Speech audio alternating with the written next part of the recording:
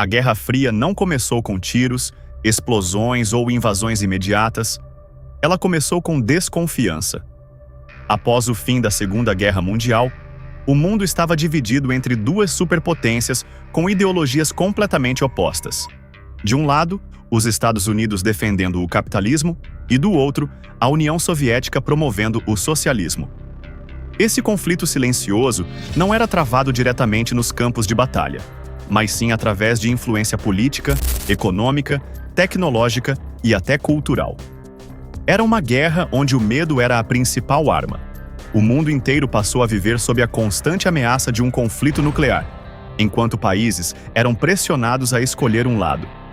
E assim, sem um confronto direto entre as duas potências, começou uma das disputas mais tensas da história moderna, marcada por espionagem, propaganda e uma corrida desenfreada por poder.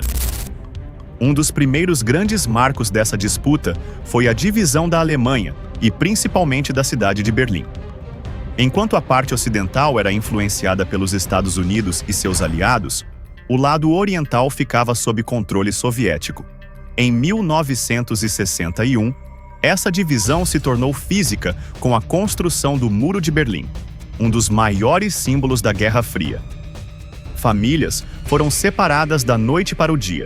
Pessoas ficaram presas de um lado sem poder atravessar para o outro, e o muro passou a representar não apenas uma barreira geográfica, mas também ideológica.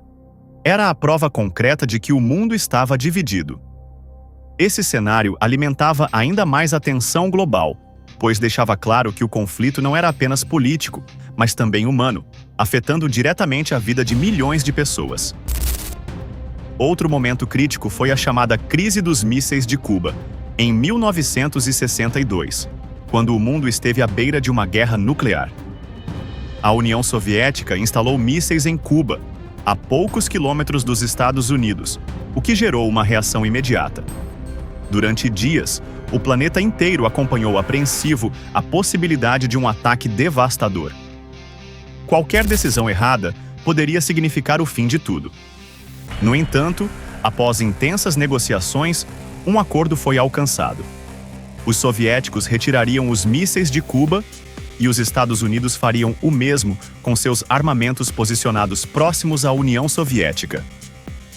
Esse episódio mostrou o quão perigosa era aquela disputa e como o equilíbrio do medo era o que impedia uma guerra direta entre as superpotências.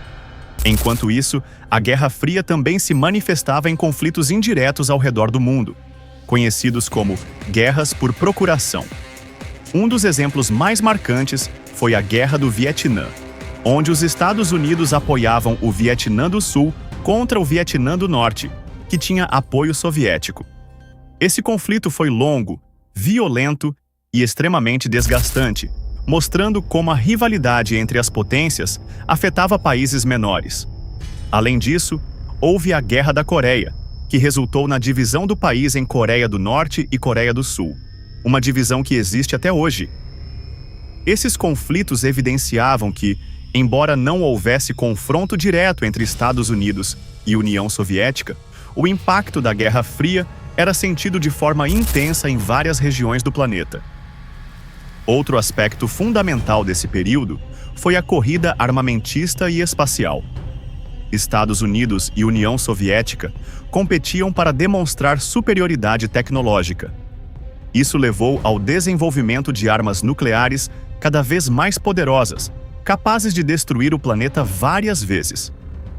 Ao mesmo tempo, houve a corrida espacial, que se tornou um símbolo de prestígio global. Em 1969, os Estados Unidos marcaram um grande avanço ao levar o homem à Lua, um feito que representava muito mais do que ciência, era uma demonstração de poder. Essa competição acelerou o desenvolvimento tecnológico, mas também aumentou ainda mais o clima de tensão e rivalidade entre as duas potências. A Guerra Fria começou a chegar ao fim no final da década de 1980, com o enfraquecimento da União Soviética. Se você quer entender o mundo atual, precisa entender a Guerra Fria. Porque muitas das tensões que vemos hoje são ecos desse período. E agora fica a reflexão. Será que o mundo realmente deixou essa guerra para trás? Ou ela apenas mudou de forma?